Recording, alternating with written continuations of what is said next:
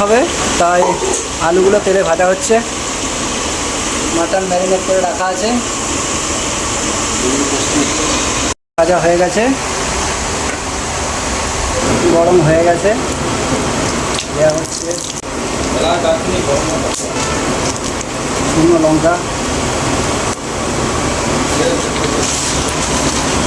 চিনি দেওয়া হলো, তেজপাতা দেওয়া হলো, কেটে রাখা পেঁয়াজগুলো দিয়ে দেওয়া হচ্ছে। লাগবে না। দিয়ে দেওয়া হলো, হালকা নুন দেওয়া হচ্ছে। নুন দিলে পেঁয়াজটা তাড়াতাড়ি সেদ্ধ হয়ে যাবে, আর ভাজাটাও তাড়াতাড়ি হবে, এই কারণে নুন দেওয়া হলো। আদা রসুন লঙ্কার পেস্ট দিয়ে দেওয়া হচ্ছে।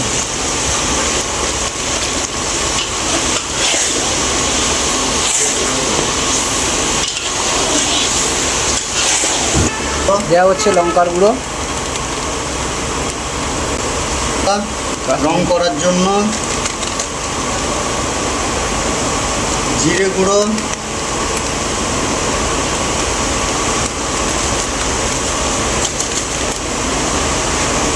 ধনে গুঁড়ো দিয়ে পরে ভালো করে 10 মিনিট কষতে হবে। হালকা মিডিয়াম আছে। মশলাটা কষানো হচ্ছে। মশলার কালারটা খুব সুন্দর হয়েছে।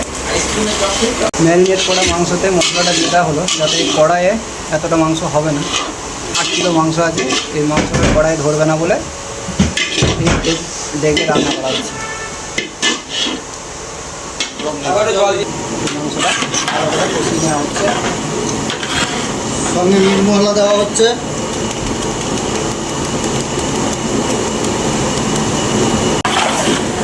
হলুদ দেওয়া হচ্ছে।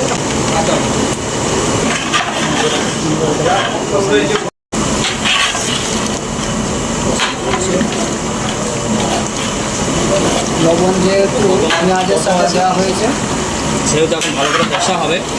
কষার পর থেকে স্বাদ মতো লবণ দেওয়া। এখন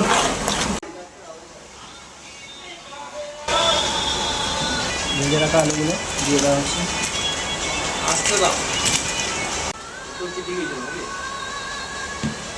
কালারটা কেমন হয়ে যাবে। মশলা দেওয়া হচ্ছে, ঘি দেওয়া হচ্ছে। ঢাকা দিয়ে কিছুক্ষণ রেখে দিলেই হয়ে যাবে।